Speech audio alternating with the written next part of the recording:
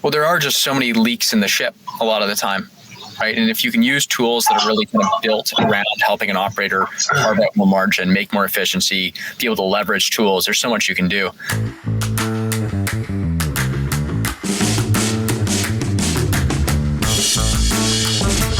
Restaurants notoriously operate on thin margins.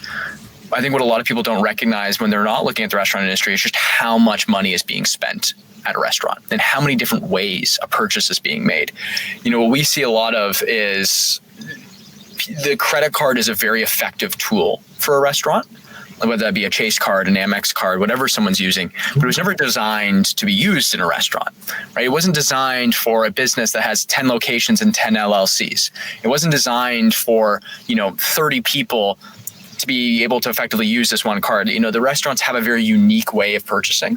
And what we end up seeing a lot of the times is an operator getting creative to saying, okay, how can I better manage spending and control it with this card? Well, they don't want to give out an individual Amex card to all their employees. So they start sharing cards, feeling like that's going to give them more control. When the reality is that just creates a bigger headache just down the line. Mm-hmm. And so what you end up seeing a lot of times, I'm sure this is something that you've seen a lot of, is like, it's now month end. I'm going through this Amex statement. Like I said, your director of operations, your GM, they're not in the business of filling out an expense report. They're in the business of providing hospitality. And so guess what ends up happening? You look at this expense report, the receipt's missing, but 15 people have been using this card. So I have no idea who I need to get in touch with. So I start calling 15 people for a $70 purchase 3 weeks ago. No idea where this is. And the thing is, if restaurants are spending somewhere between 10 and 25% of their overall COGS on credit cards, there's a lot of individual purchases that are going on. And the result of that is I can't find this. I can't close my books. One thing that we've been able to identify is like, why is that actually happening and what is the root cause? Well, it's not the card. It's not a piece of plastic. It's the fact there's no control around it. There's no accountability around it. There's no clean way of capturing that data.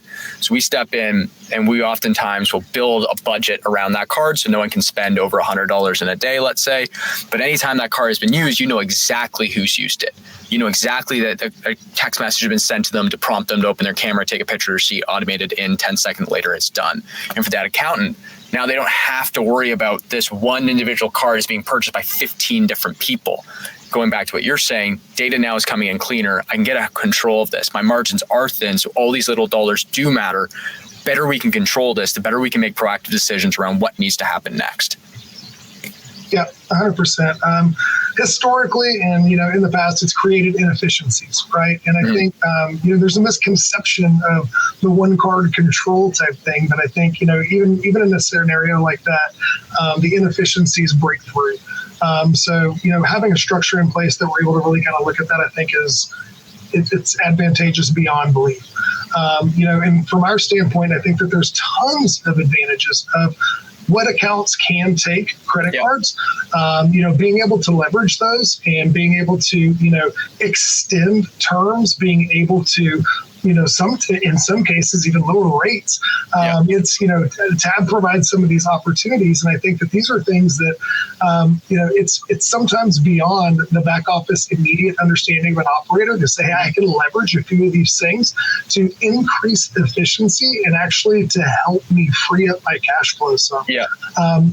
This is something that I think it's incredibly important. We advise on these things in our CFOs, really to make sure that operators are understanding that, all these small little holes in the boat, if you will, if we can address those, if we can find the systems like Tab and put those in place, that pretty soon, we're really creating a lot more operating capital that we are able to, provide that back into the business a little bit more efficiently. Well, there are just so many leaks in the ship a lot of the time. Right. And if you can use tools that are really kind of built around helping an operator carve out more margin, make more efficiency, be able to leverage tools, there's so much you can do. I think the last point. I've never met one operator or one owner that had one big hole in the boat. Yeah. It's always about, focusing on the bigger ones first and fine tuning the smaller ones and being able to address them all. Yeah, and a lot of the times people don't realize how many little cuts, how many little holes actually exist. Purely because, going back to what we were saying earlier, it's so difficult to collect data consistently if you're not optimizing for clean data in. I think the one thing that I'd say on the tab side of things before I want to move into our next point here is credit cards weren't designed for restaurants. So no wonder they're creating headaches for restaurants. But if you design it for a restaurant and you understand that restaurants do have abnormal cash flow cycles, right? And they do need extended terms, or that, hey, this one supplier might give you a 3% discount if you pay them immediately. And so you can take advantage of the terms a card provides if it has extended terms and now decrease your overall cost on food. I don't think a lot of people understand that, like, some of their broadline suppliers might offer them a 3% discount if they pay immediately. Right. That means by not taking advantage of it, that's a 36% cost of capital on that additional kind of on that payment to that supplier. So can we use tools that are in our pockets, built around it, collecting the data, giving us control to be able to carve out margin in areas that you hadn't considered?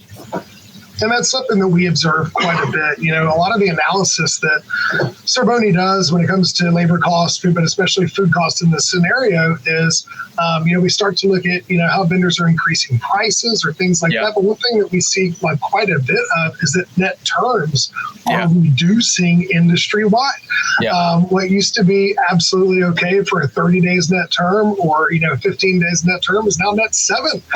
Due upon receipt. So, everybody's tightening their belt and everybody wants to make sure that their operating cash flow is there. So, I mean, this is something that actually is an industry trend. So it's an opportunity to be able to get that back, right? And to win it back and put it in your corner so that it's an advantage for the restaurant and the business.